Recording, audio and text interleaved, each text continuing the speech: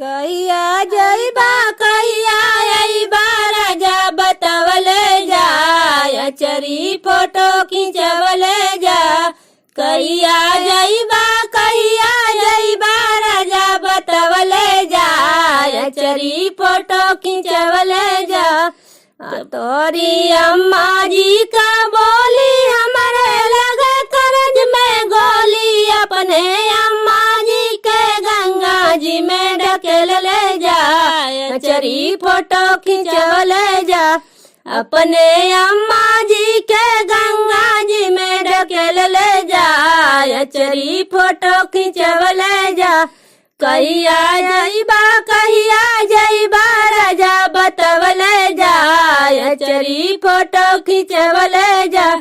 कहिया जइबा राजा बतावले जा अचरी फोटो खिंचवले जा। तोरी भाभी जी का बोली हमारे लगे करज में गोली अपने भाभी जी के लगा करवले जा अचरी फोटो खिंचवले जा। अपने भाभी जी के लगा करवले जा अचरी फोटो खिंचवले जा। कहिया जइबा अइबा राजा बतावले जा अचरी फोटो खिंचवले जा। कहिया जइबा अइबा राजा बतावले जा अचरी फोटो खिंचवले जा। तोरी दीदी जी का बोली हमारे लगे करज में गोली अपने दीदी जी का गमना करवले जा अचरी फोटो खिंचवले जा।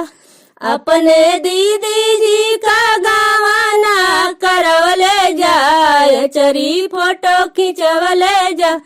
कहिया जइबा अइबा राजा बतावले जा अचरी फोटो खिंचवले जा। कहिया जइबा अइबा राजा बतावले जा अचरी फोटो खिंचवले जा।